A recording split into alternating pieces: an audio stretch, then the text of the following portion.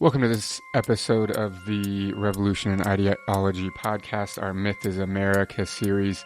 In this episode, we're going to be going over Shays Rebellion and the post-war period in colonial America that oftentimes gets glossed over by our standard historical narrative, though most historians point to this specific period as absolutely critical in the establishment of the United States as a country.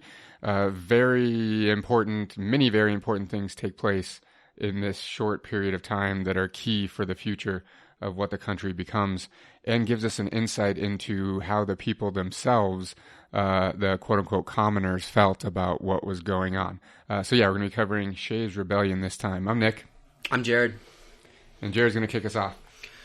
So one of the things we left off with in a prior episode, and we left off with a lot of things, but that episode was just kind of a brief synopsis of usually overlooked parts of the actual conflict itself, from the help of the French to the side war that the Americans fought against indigenous people and the beginning of ethnic cleansing campaigns by what would become the United States, to, of course, the debate on should they use African-American troops, to finally one of the more clear points of emphasis we had in the last episode was how poorly the actual troops were treated in George Washington's Continental Army. Obviously, at the beginning, there were those very idealized militias that were willing to fight against the British, but over time, both Washington as commander-in-chief and Congress realized they were not getting the numbers they thought volunteering, so they resorted to conscription and drafts to kind of force people into fighting the war, and a lot of these guys were not treated very well during the time. We know that mutinies took place because they were not properly fed or housed or clothed. We also know that there were numerous executions by Washington's officers that were ordered for sometimes even small infractions that they could frame as perhaps treasonous or mutinous. So, they were treated awfully. Anyway, it doesn't change after the war. So once these soldiers are no longer active and they become veterans, not unlike Daniel Shays, who Nick's about to talk about, they were also treated very poorly. Now, most of these troops were promised some things. At the bare minimum for a 3-year enlistment, as we talked about, they were offered $20 of continental currency, which even for that time period was still pretty awful, and the fact that it was backed by nothing made it almost worthless. But what was of value is they were also promised 100 acres of land for fighting in the entire war. And unfortunately, a good portion of these soldiers were never awarded their land either. And the reason I'm emphasizing that is because what we're going to see is the origins of a very clear class discrepancy where the elites will be asking basically the everyday people, maybe even the poor, to fight their wars for them, do their work for them. And when those people seek their recompense or their just compense, the elites, of course, they do not fulfill their promises. And again, this is the origins of some very clear class stratification, in this case using military service as one of those distinguishing marks. And that will be a hallmark throughout American history, where we at least verbally will say we revere the veterans or the people that are fighting for us or fighting for our freedom or liberty or whatever we're told. But then in actual practice, when those people actually need things, whatever those things might be, from in the 1700s, 100 acres of land, to modern day times, actual real access to mental health, we are not fulfilling these promises. And we're here to say it's been that way from the get-go. So a great example we have of this comes from the war veteran, the Revolutionary War veteran, War for Independence veteran. It is definitely not a Revolutionary War, Joseph Plum Martin. And he writes a narrative of some of the adventures, dangers, and sufferings of a revolutionary soldier. Now, this doesn't come out until about 1830, so a good, what's the math on that? Nearly 50 years after the War for Independence is over. But it's still quite revealing, some of the things that he finds. And the introduction here in the excerpt I'm going to read is actually pretty powerful. So I'm going to read it verbatim here.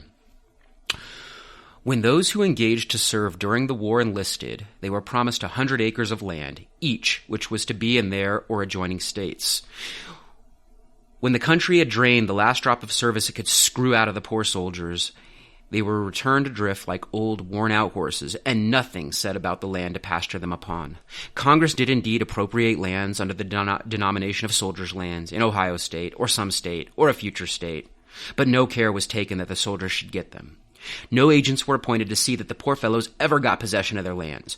No one ever took the least care about it except a pack of speculators who were driving about the country like so many evil spirits, endeavoring to pluck the last feather from the soldiers. The soldiers were ignorant of the ways and means to obtain their bounty lands, and there was no one appointed to inform them.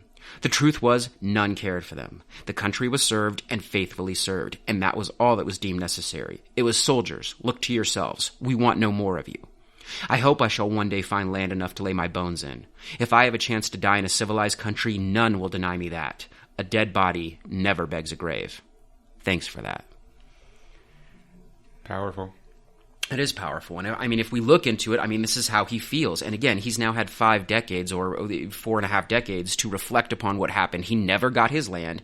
He knows that he faithfully fought for this country for all of these various causes.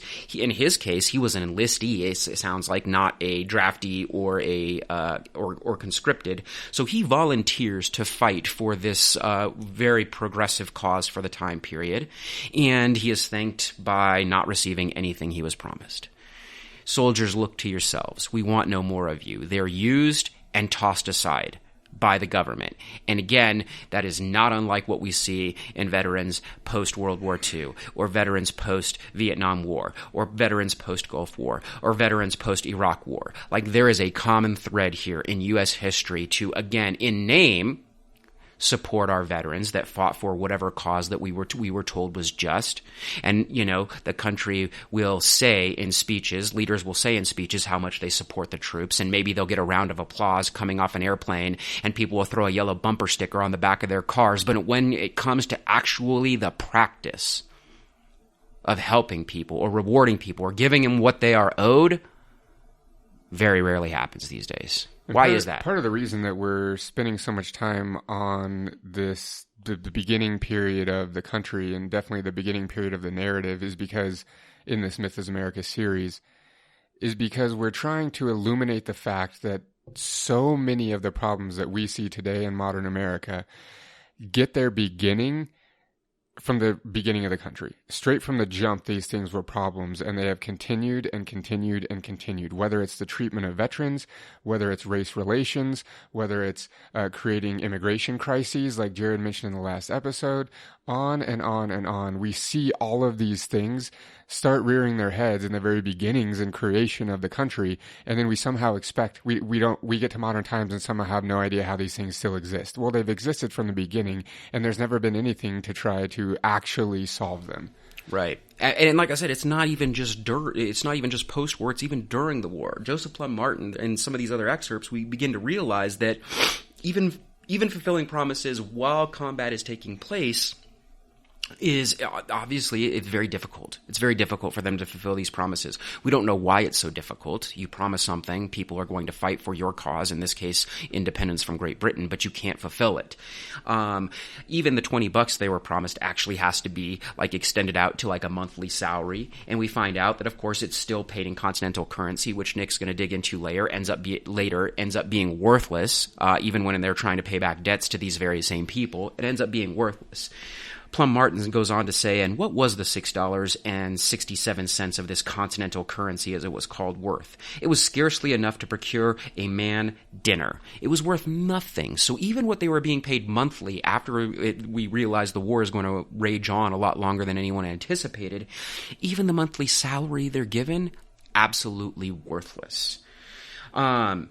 He says, he kind of closes out in this section, he says, I really hope these people will not go beside themselves. Those men whom they wish to die on a dunghill, men who they had not ventured their lives in battle and faced poverty, disease, and death for their country, to gain and maintain that independence and liberty in the sunny beams of which they, like reptiles, are basking. They would, many or the most of them, be this minute in as much need of help and succor as ever the most indignant soldier was before he experienced this country's beneficence.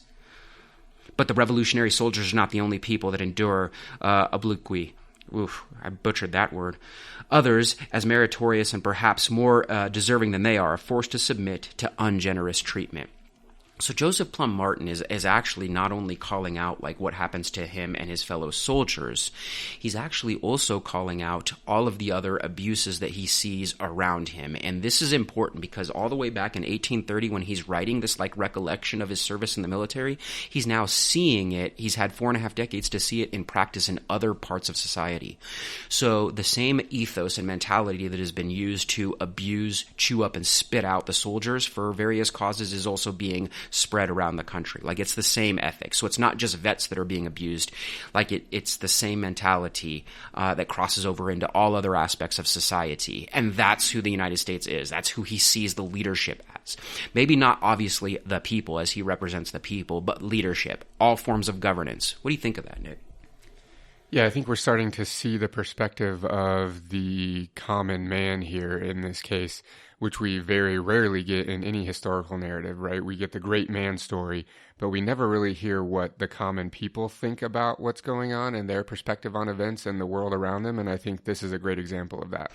Yeah, I mean, we're going to close out with Joseph Plum Martin here because we want to get this episode's titled and focused on Daniel Shays. We want to get to that example, so we are going to go a little bit back in time. We just like to start with Joseph Plum Martin's account because he is a vet, he's a soldier, he served, he never got what he was promised, and clearly he's pissed off. But he helps frame the way things took place. Daniel Shays exemplifies them. So let's start talking about Daniel Shays. Yeah, before we jump into that, I'm going to give a little timeline of events because, like I said, I think this period in history is glossed over a little bit. So hopefully this will help us to understand kind of what's going on here. So we obviously talked about the end of the war. Jared talked about the Battle of Yorktown. Just so you know, the British surrender. They signed the Yorktown Articles of Capitulation on October 19th, 1781. So the end of the year in 1781. The Treaty of Paris was signed on September 3rd, 1783, officially bringing the war to an end. But keep in mind, that's a 2-year gap there. So troops remained stationed and ready to fight for 2 full years after the Battle of Yorktown. So that's important to understand.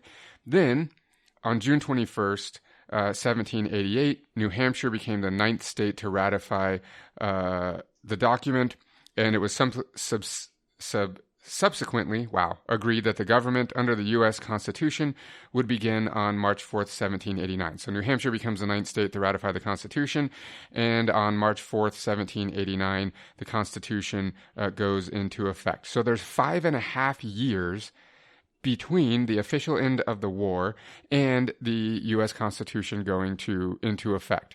And we almost never hear about this period, save hearing about maybe the Constitutional Convention or something, but we never really hear about what's going on with like common people at this time, which is what we're going to focus on in this episode.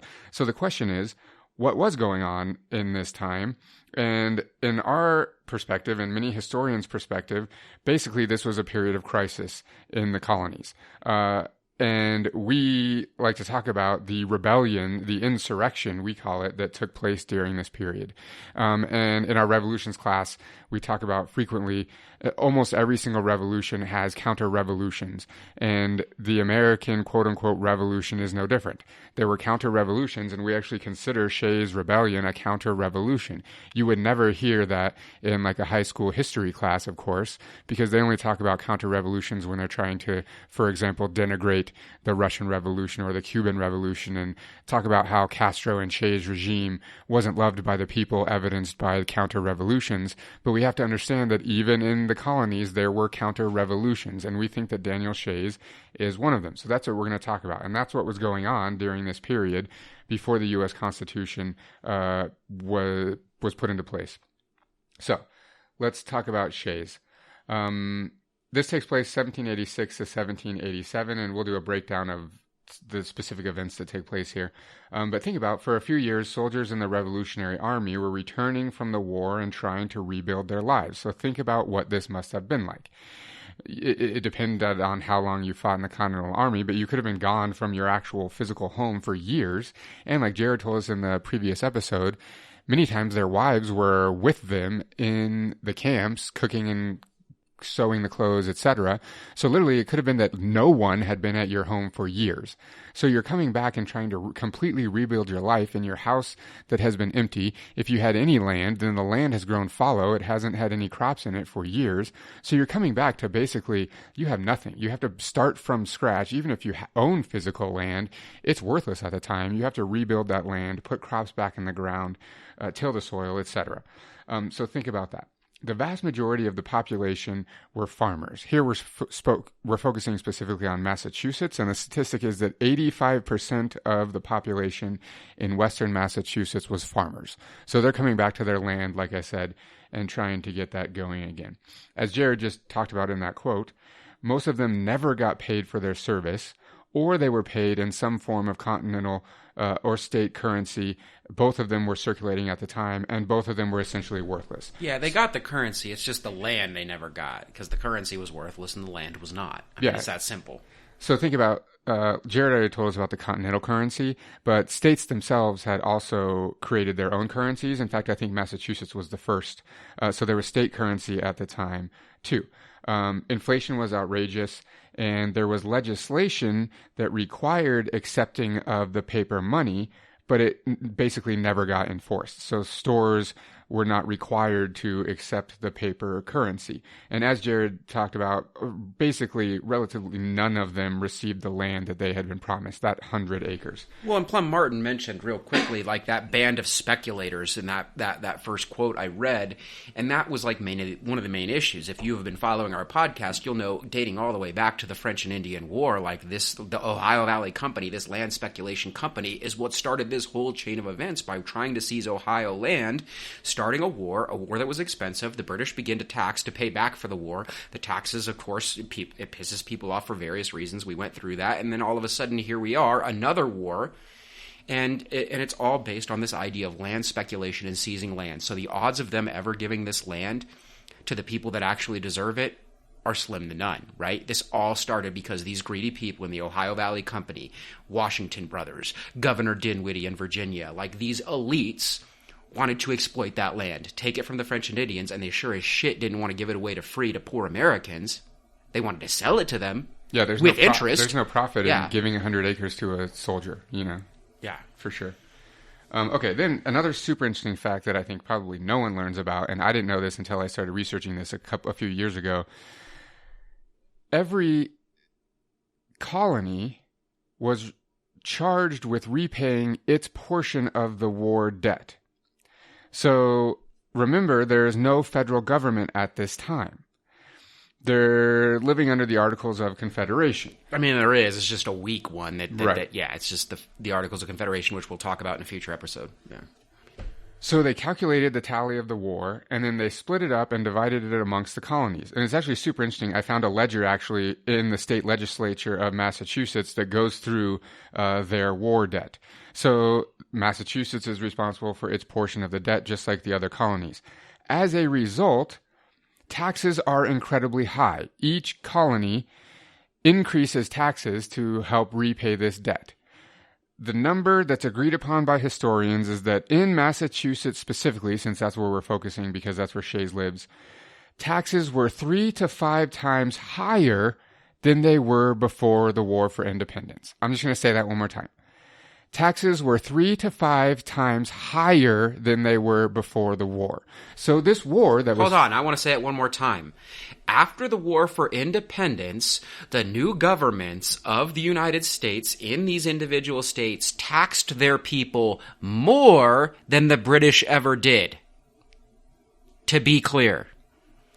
So you're returning from war, you're a farmer, your land lies fallow, your home perhaps hasn't been occupied for years, depending on how long you served and whether or not your family, at least your wife probably, was with you in the camp, etc.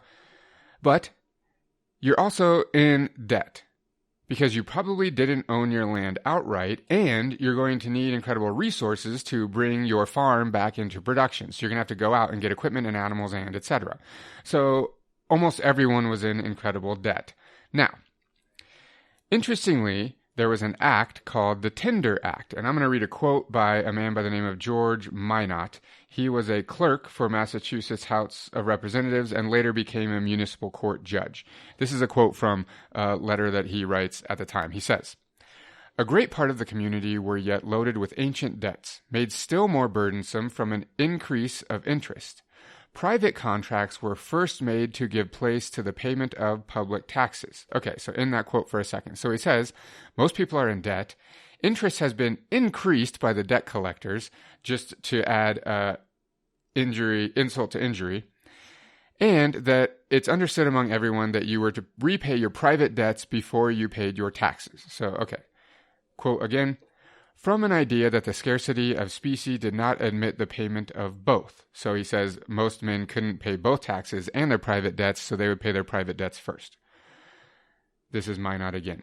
"The former, therefore, the former private debts, were made payable able in other property than money by an act of the 3rd of July, 1782, commonly known by the name of the Tinder Act. By this it was provided that executions issued for private demands might be satisfied by neat cattle and other articles particularly enumerated at an appraisement of impartial men under oath." So, under the Tinder Act, you could repay your private debts with other articles. So it could be cattle, it could be other things, and essentially you would get these things appraised by someone that wasn't your debt collector or you yourself. So a third party would appraise them, assign them a value, and then you would give them to your debt collector, and they would write off that portion of your debt, whatever that value was. So under the Tinder Act, you could repay your debts without using paper money. You could use other goods, so cattle, etc.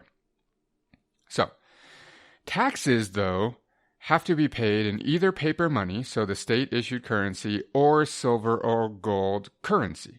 So inflation is super high, but you can use your paper currency to pay taxes, if you had any, which most people did not. So I want to also stress that this time in Massachusetts and in most of the colonies, currency still was kind of a new thing. Most people were still bartering.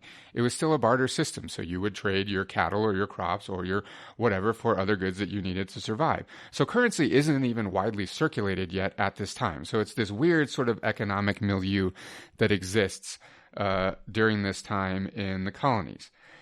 That exists until the repeal of the Tinder Act, 25th of January, 1781. The Massachusetts State Legislature repeals the Tinder Act and establishes law that says, A, no merchant is required to accept paper money.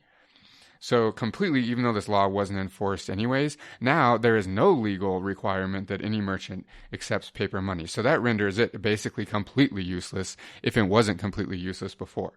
And it establishes that all taxes must be paid in silver or gold.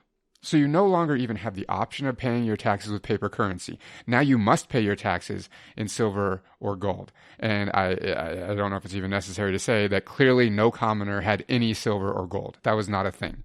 So you basically are unable to pay your taxes if you're a commoner. And you're no longer able to pay your debt with cattle or other articles, and now no shop is required to take your paper currency. So basically you have no means to pay for anything, essentially, if you're a commoner, because you clearly don't have silver or gold. That's not a thing for someone that's just a farmer in western Massachusetts. Just consider how much more difficult it is to repay your debts in this new, just ridiculous taxation system, even compared to what they thought was the oppressive British system. Even the British system, like most of the duties you'd pay, and that's why some of them weren't even officially taxes, they were duties, you just paid them through your purchases. Did it suck paying a little bit more for tea or paper or lead or whatever it might, or stamped paper or whatever it might be? Yes, there's no denying that. But again, so much simpler than what the new United States is forcing its citizens to do. And it's most, honestly, I don't want to use the word destitute. They're not destitute. They had a pretty good life, like I said, in comparison to like the average British citizen. But it's most, let's say, economically vulnerable or financially vulnerable population, what they're forcing them to do, the hoops they're jumping through. It's absolutely obscene. All right, so let's paint a picture of what it's like to be a farmer in western Massachusetts at this time. You just fought in the War for Independence. And you fought this war against unjust taxation, this burdensome burdensome tax that basically made you a tributary slave, quote unquote, right? You return home to your fallow land and you have absolutely worthless paper money. That's what you were paid for your service. You'd be better off just burning it for warmth at this point. Then the state government, who's essentially still the only law on the land at this time, increases taxes and imposes new taxes to help pay their portion of the war debt, and passes legislation that prevents the payment of taxes and debt in this paper currency that you have and requires their payment in gold and silver, which you absolutely don't have. You obviously will find yourself thinking, what did I just fight this war for? You owe 3 to 5 times more taxes than you owed before the war. You have more debt than you had before the war because, this is also interesting, your land debt was accruing interest the entire time that you were serving in the war, and you weren't paying any of it because you were obviously off fighting. And you can't legally pay the debt or the taxes in any form of currency or any other goods that you have in your possession. Well, what would you do?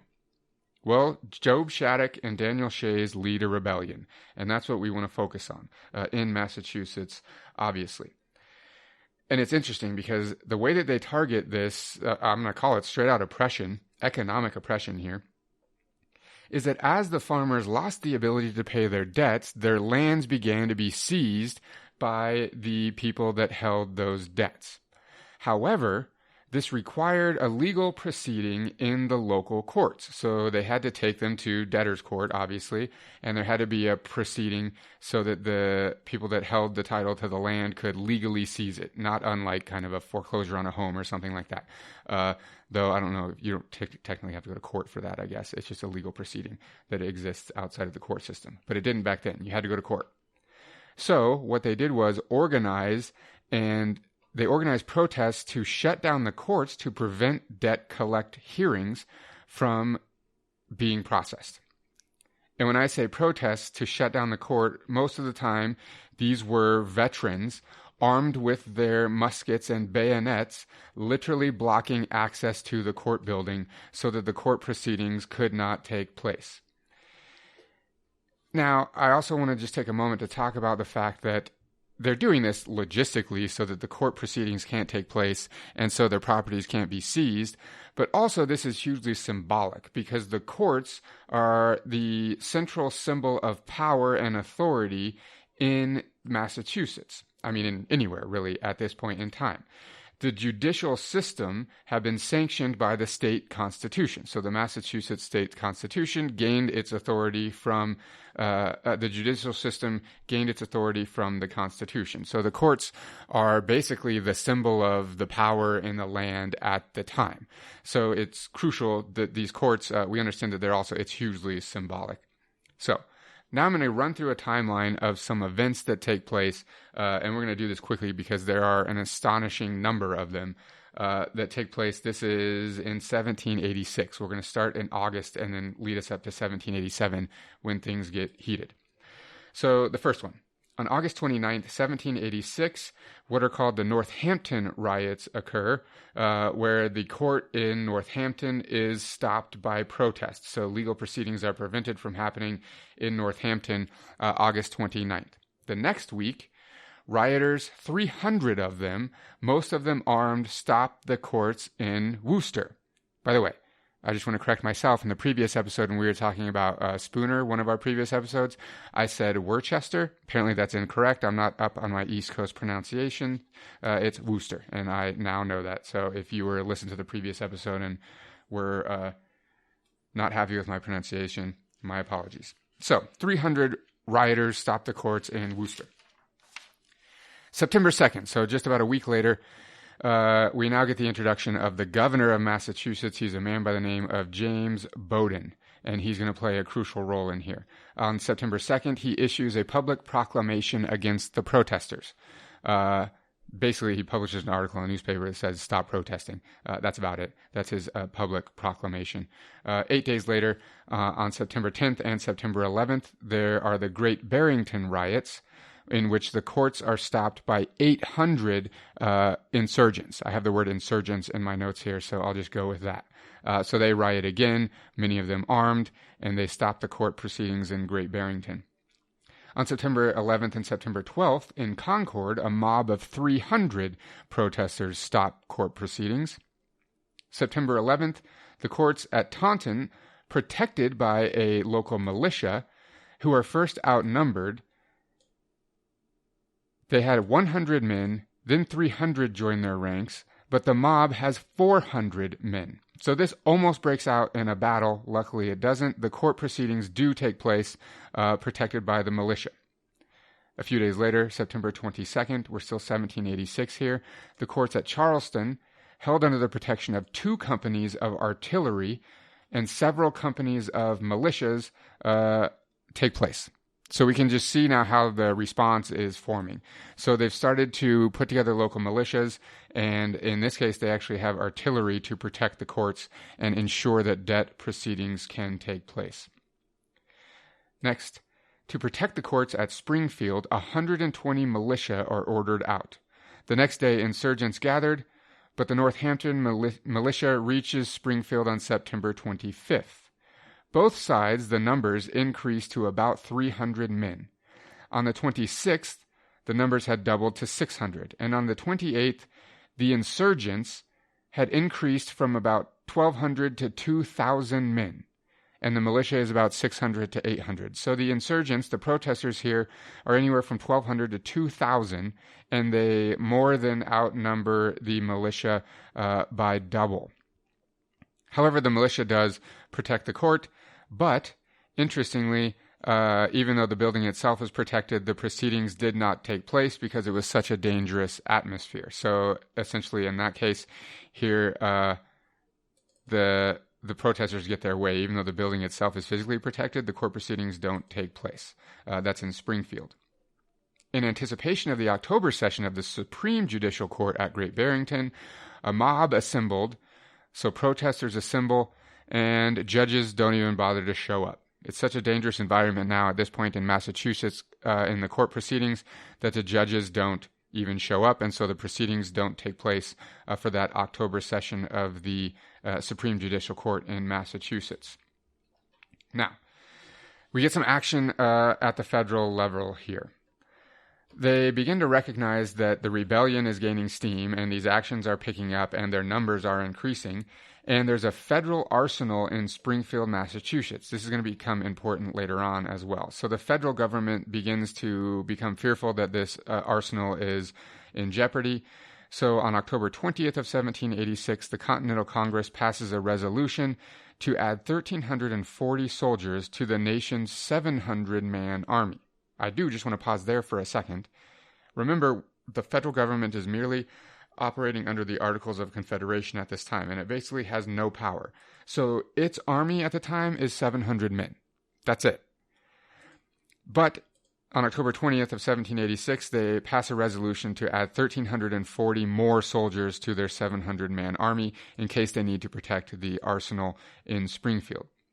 Interestingly, Congress knows that if they publicly announce that they're putting together this army to fight against the protests in Massachusetts, that no one will join. So they literally just invent a cause and they say that there is a growing Native American threat in the Ohio Valley, and that's why they need to raise these troops to go fight the natives in Ohio. It's interesting to note that their lies, no one believes them. Everyone knows what's going on. They know that this army is being put into action to fight against the citizens of Massachusetts. And so even though they wanted 1,300 soldiers that they tried to get in October, by January, a few months later, only 100 men had volunteered to join the army because they knew that they were going to be fighting against fellow citizens. So that's super interesting, and I think it bears a little bit of focus to know that the people of the time, the would-be soldiers, knew that they were raising this army to fight against their fellow citizens, and they refused to join. So even the federal government could not get their troops together. In late October 1786, the Massachusetts state legislature passes the Militia Act, and I'm going to read a quote of this. It says, quote, Any officer or soldier that shall abandon any post committed to his charge, or shall speak words inducing other officers or others to do the like in time of engagement, shall suffer death.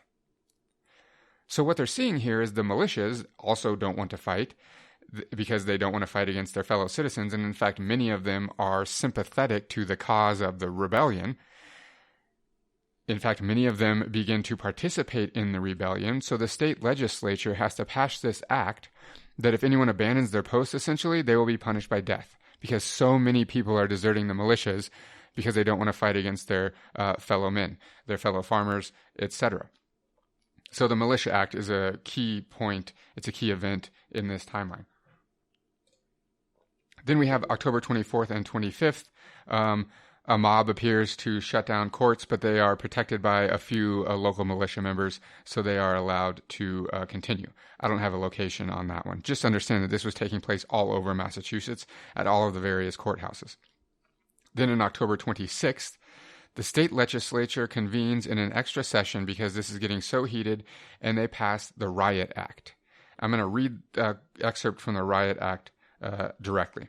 Quote, "Sheriffs and other officials shall be held indemnified and held guiltless for killing rioters who failed to disperse or resisted capture, and that rioters shall forfeit all of their lands, tenements, goods, and chattels to the Commonwealth, and shall be whipped 39 stripes on the naked back at the public whipping post, and suffer imprisonment for a term not exceeding 12 months.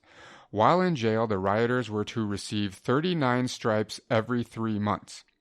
Also, gatherings of more than 12 armed men were made illegal." So let's just talk about that for a second. The state legislature of Massachusetts passes this act that basically gives sheriffs and any other public officials free rein to murder any protesters that don't disperse when they tell them to. And those protesters forfeit all of their lands, everything they own, whipped 39 times, and will be put into jail for 12 months. And while they are in jail every 3 months, they receive 39 lashes. That's the Riot Act. If you've ever heard the saying, like, give someone the Riot Act, that's exactly where this comes from because it is so absurd and completely oppressive. So that's passed by the state legislature on October 26th. November, it was again necessary to guard the courts at Taunton because of the presence of 200 protesters.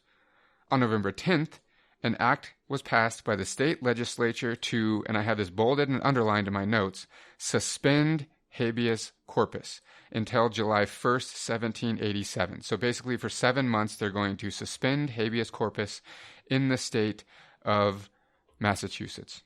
This act gave the governor and his council the authority to imprison, quote, all persons whatsoever, who in their opinion were dangerous to the safety of the Commonwealth in any jail in the Commonwealth.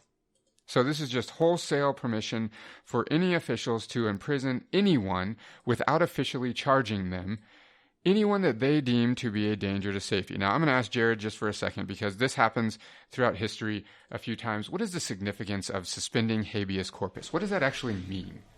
Where do we even begin? I mean, essentially what you're trying to do is you're trying to streamline, like, your sanctions and punishment. You're trying to actually make it as quickly as, like, you're trying to, I don't know how to frame this, I guess, succinctly. Essentially, you're trying to ensure that your way of thinking, your way of doing things in terms of, like, putting this person in their place, essentially, it takes place as quickly as possible. You're suspending their rights, and of course, this dates back to numerous prior empires under British law. I mean, there were even things like this under Roman law. I mean, basically, all of this is meant to impose sanctions or potential sanctions as quickly as possible.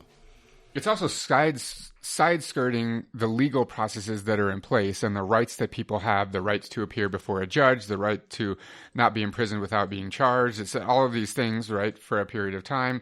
Suspending habeas corpus gets around every single one of those legal rights that citizens, in this case of the state of Massachusetts, would have otherwise had. Hugely, hugely significant action. So in the state of Massachusetts on November 10th, 1786, habeas corpus was suspended.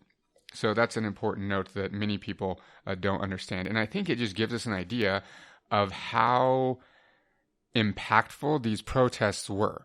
what the environment was like at the time for them to take such extreme measures. Okay, now we have the demands of the rebels. So during this time, they published their demands.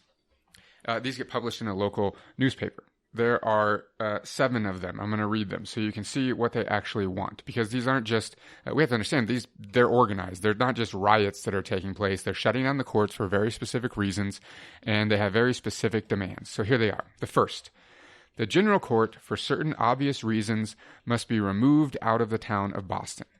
This was one of their big complaints because Boston was actually pretty far from Western Massachusetts. So if you're a farmer in Western Massachusetts and there's some kind of court case, like say they're seizing your land and your debt proceedings are taking place and they happen to be taking place in Boston, you have to stop working your land, stop working on your farm, and take the trip all the way to Boston. So they say the vast majority of the population lives in Western Massachusetts. They're all the farmers. So it makes sense for us to move the General Court somewhere closer to the population.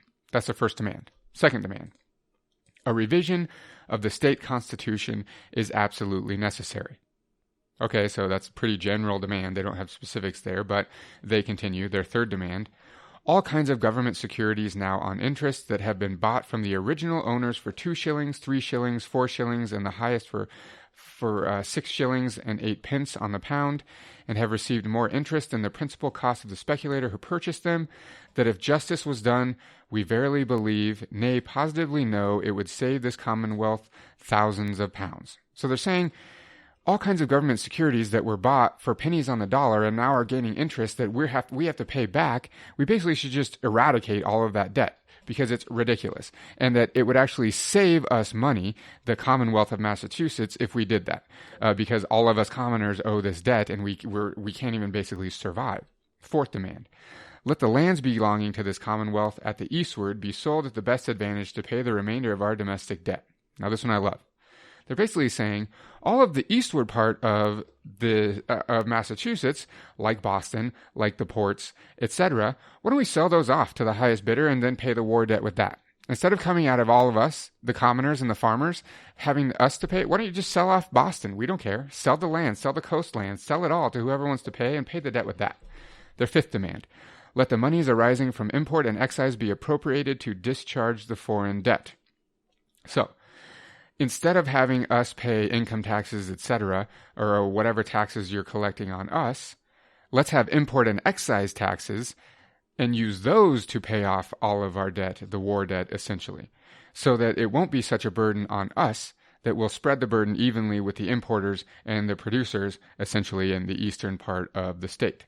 Sixth demand, let the act passed by the General Court last June by a small minority of only 7 called the supplementary aid for 25 years to come be repealed. So they passed this act called the Supplementary Aid Act, and it was an act where the total state debt, both foreign and domestic, was calculated and taxes were imposed to begin to settle it. So when I mentioned I found this ledger where they actually calculate all those things, it was part of the Supplementary Aid Act. So they calculate all of the debts that are owed, and then they impose this huge new tax to everyone to try to pay those debts. So their sixth demand is, let that be repealed, which would eradicate the taxes. Their seventh demand, the total abolition of the inferior court of common pleas and general sessions of the peace. So basically they say, get rid of the lower court system. Just completely get rid of it. Their goals here are probably to slow or prevent the debt proceedings from taking place.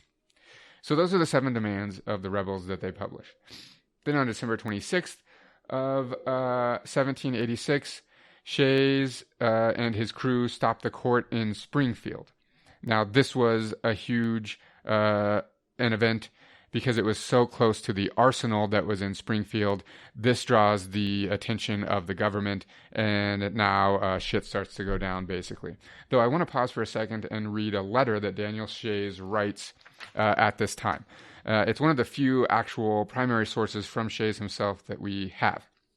He writes this January 25th of 1787, so a month almost to the day of them stopping the courts in Springfield. This is what he has to say. He says, Sir, Oh, by the way, he's writing this to General Lincoln. General Lincoln was the general of the Massachusetts, most of the militias in the area. And he'll actually become more important in just a second. So he's leading these troops that are going against the rebels. He says, Shays, Sir, unwilling to be any way accessory to the shedding of blood and greatly desirous of restoring peace and harmony to this convulsed commonwealth, we propose that all the troops on the part of government be disbanded immediately, and that all and every person who has been acting or any way aiding or assisting in any of the late risings of the people may be indemnified in their persons and properties until the setting of the next general court, and no person be taken molested or injured on account of having above said risings of people until a fair opportunity can be had for hearing in the next general court, respecting the matters of complaints of the people, and that all matters rest as they are on parts until that time, and all persons that have been taken on the part of government be released without punishment.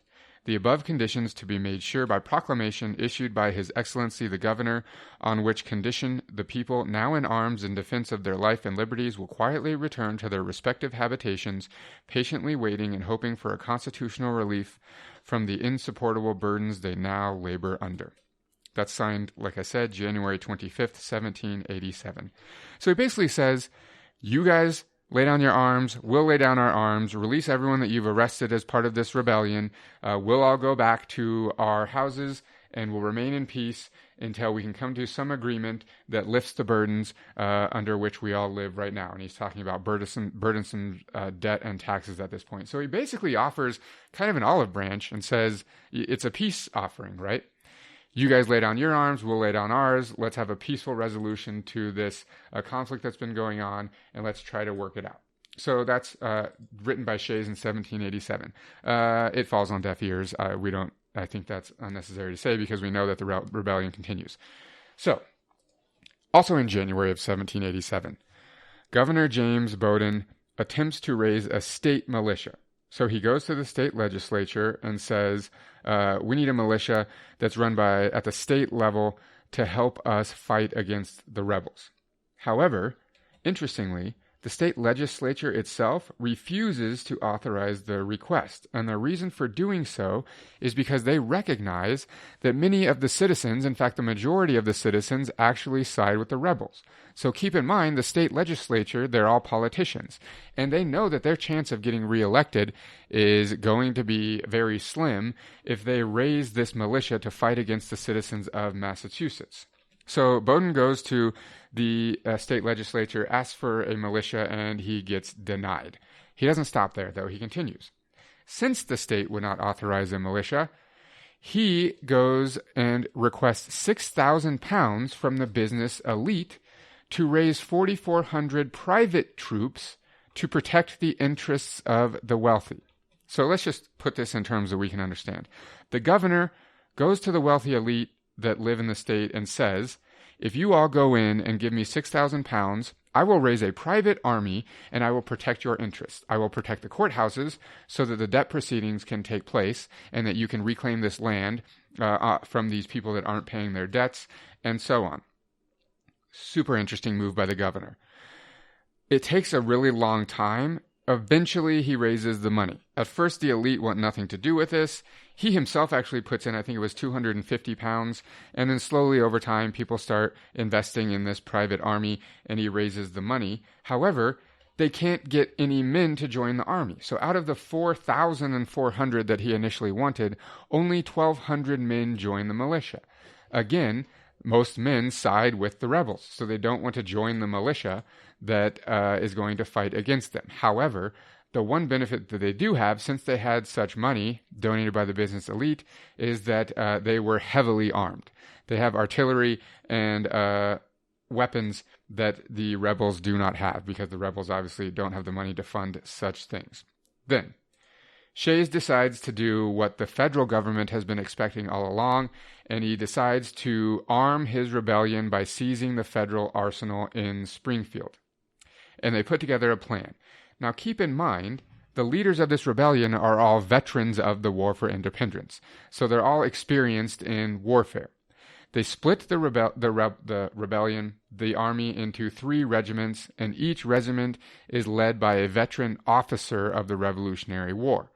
So one is led by Shays, one is led by a man named Luke Day, who will become important in just a second, and I honestly don't know who the third person is that led the 3rd regiment, but it's kind of inconsequential to our story anyways.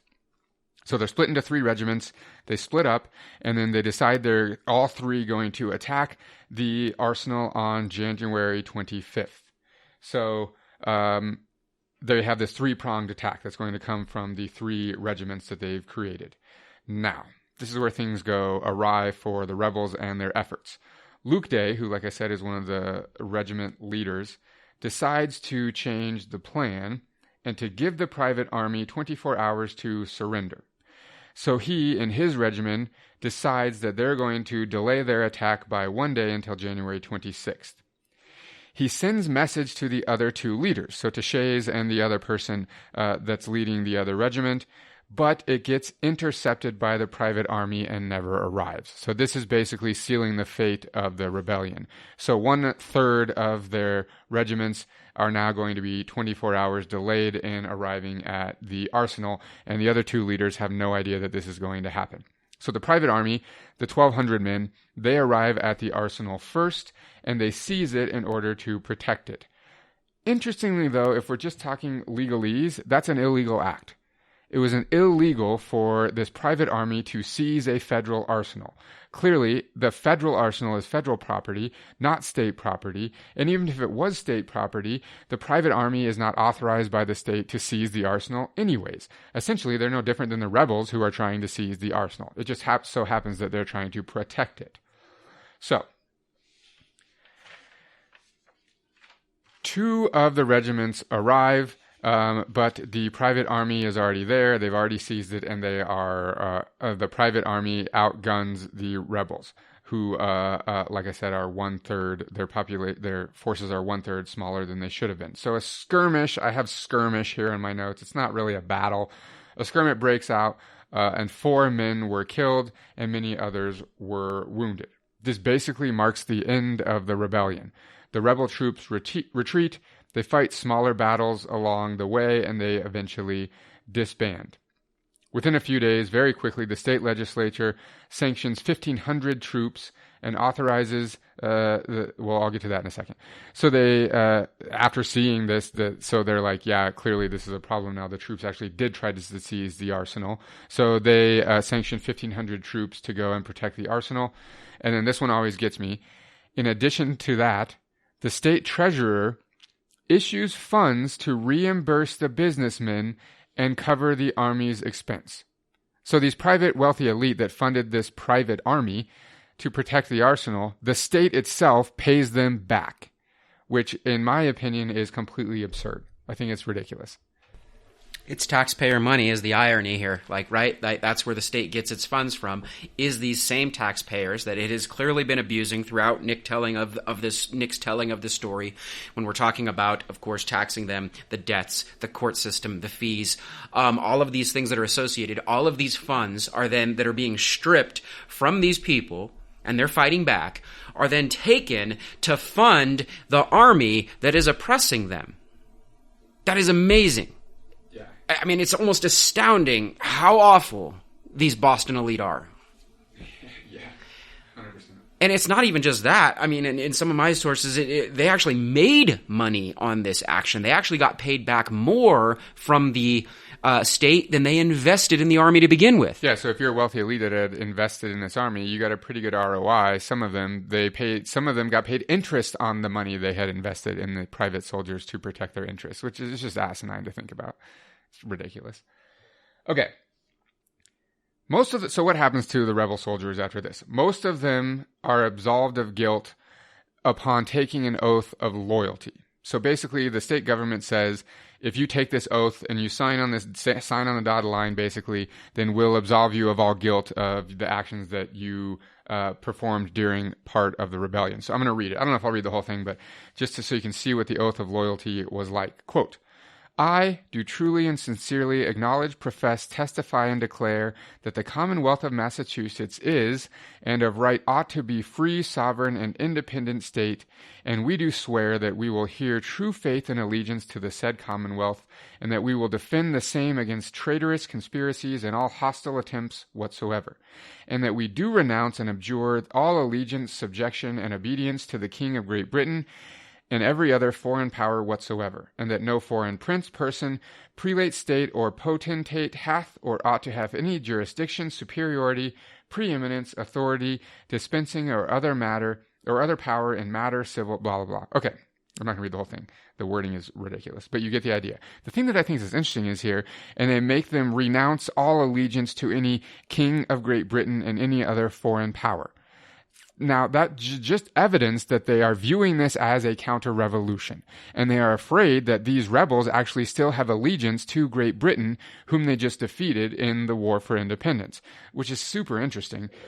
And it's also interesting because we can look back now as historians and know that they clearly didn't have any allegiance to Great Britain. They were fighting against the oppressive government that was economically oppressing them, obviously. Okay. Luckily, James Bowdoin, the governor, gets his in the end. As a result of his oppressive and obviously questionably legal handling of the rebellion, which most politicians in the state absolutely disagreed with, he loses his re-election campaign for governor. Interestingly, he loses that re-election to John Hancock. So John Hancock becomes governor. John Hancock, the entire time, had publicly supported the rebels, but before we start talking about how cool he was, it's basically just a political move. He's doing it because he knows the mass majority of the people agree with the rebels' cause, and so he knows himself publicly supporting them will probably get him elected, and it does. Then he's a shrewd politician, and as soon as he gets elected, basically, he pardons Daniel Shays and all of the remaining rebels. So they never actually get charged or really imprisoned, or none of them executed, as far as I know. As far as I remember, as soon as Hancock takes office, all of them are pardoned, including Daniel Shays, though he had already escaped. And I can't remember where he goes, but he lives somewhere out of Massachusetts for a while until he gets pardoned, and I think he comes back. I can't remember the end of his life, but I think that's what happened. Then in my notes, I have just an interesting quote from Sam Adams, one of our quote-unquote founding fathers. He was in the state legislature in Boston for Massachusetts during the rebellion. He wanted to come down super hard on the rebels. He thought that Bowdoin's actions weren't even harsh enough. He actually advised Bowdoin to go and get the private army together after the state legislature refused to fund a militia. This is a quote from Adams on the militia. Quote, "In monarchy, the crime of treason may admit of being pardoned or lightly punished, but the man who dares rebel against the laws of a republic ought to suffer death." End quote. It's just so ironic that just a few years before, Adams was a champion of violent revolution. Now, how fast has his opinion changed on revolution when now it's this quote-unquote republic that he has created that is being jeopardized? He's an asshole. It's just so interesting. The hypocrisy here is just... He's one of the worst, by far. Like, one of the worst. From the slave rhetoric during the time period, to the constant rabble-rousing, to the tarring and feathering, to the burning of officials' homes, to this now, the hypocrisy of people rebelling and fighting for the very cause that he said he was fighting for years earlier. And these are the actual boots on the ground. These are the veterans that actually put their lives on the line against the British, and he is ordering or calling for their death? Sam Adams, I don't even know that I can hold back. He's a piece of shit. Absolutely. Just absolutely. Yeah, it's absolutely obscene that he can be able to, there's this much cognitive dissonance there, or was he even a revolutionary to begin with? I mean, that's really the question. Revolutionary, hypocrite, piece of shit, maybe all of those things, I don't know. Yeah, he's a guy. Though it makes me feel a little bit better that after the rebellion, he ran for the U.S. House of Representatives and lost. So he did not win. That was in 1788. Perhaps maybe as a result of his statements on the rebellion that was actually popularly supported. Then, just to take us out here, I have how this relates to George Washington specifically. And this is so key, and we so often do not ever hear about this, and we don't know about this period of Washington's life. When Shays Rebellion breaks out in 1786, George Washington had been retired for 3 years. He's 54 years old at this point. So after the War for Independence, he basically retires. He's done. He's not a politician. He's not a general any longer. He goes back and he's just going to live out his days at, what's his estate called? Mount Vernon. Mount Vernon, yeah. So he's just going to live out his days there. He's done. However, General Lincoln was a good friend of his, and I mentioned General Lincoln earlier. General Lincoln was the leader of the militia in Massachusetts in the beginning, and then became the leader of the private army raised by Bowdoin. So Bowdoin recruits him to lead this private army that had been funded by the elite. So he's super close friends with George Washington. So Lincoln is providing Washington with updates this entire time. And there's actually super interesting letters between the two of them. I'm not going to read any quotes here, but it's very evident that Washington's up to date on what's going on with the rebellion. So Washington had never intended to return to public life. I just want to reiterate and stress that he's done. He's 54 years old. He fought in the War for Independence. He's done doing anything. He just wants to chill for the rest of his life. But the spirit of rebellion, generated largely by Shays Rebellion, is so strong that it actually scares Washington into returning to public life. So he agrees begrudgingly to attend the Constitutional Convention in Philadelphia as a delegate of Virginia. So that's all he agrees to do. And he doesn't even want to do that. You can read the letters and he's like, he doesn't want to, but he's like, fine, I'll agree. As a delegate of Virginia, I'm going to attend this convention to make sure the Constitution gets created, and that's all I'm going to do. Then sorry, I didn't mean to cut you off, but I mean, even dating back even a year before some of this stuff, Henry Knox had noticed some of these rebellions were not just like cropping up and going to crop up in Massachusetts as his most famous Shays one, but they were in places like Rhode Island and Connecticut. And Henry Knox, who eventually, under the new government, will end up in George Washington's cabinet, his fresh new cabinet, was writing him letters all the way back in 1786 like, hey, things are going down in these places, and they're being led by people that are being overtaxed or taxed too much in their vets. But Knox is not being nice about it. He wants Washington to come back and put together some sort of federal entity to put down these rebellions. Yeah, I can't stress enough. I guess we're kind of glossing over it because we're focusing purely on Shays. But this entire period, there are rebellions in the colonies all throughout the colonies. If you want to, we could call them counter-revolutions, right? But these are rebellions by the people because they're being so oppressively taxed, and you have to put yourself in their shoes, right? They just fought a war against oppressive taxation. Then all of a sudden they're being oppressively taxed. Like I said, in Massachusetts specifically, 3 to 5 times more than before they fought the war. In fact, Henry Knox, when he's writing one of his letters to Washington in 1786, even goes through like the 6 places that he feels like they need a little bit of bolstering: Connecticut, Rhode Island, Massachusetts, New Hampshire, Maryland, and Virginia. Mm-hmm. So, he agrees to attend the Constitutional Convention in Philadelphia as a delegate of Virginia, though, like I said, he doesn't want to. Once he's there, he gets selected chair of the convention, again, kind of against his own wishes. He doesn't really want to do that either. And then, as we all know, he becomes the first president of the United States. And I want to stress, because most people don't know this, there was no election. He gets appointed as the first president. The people did not get to vote.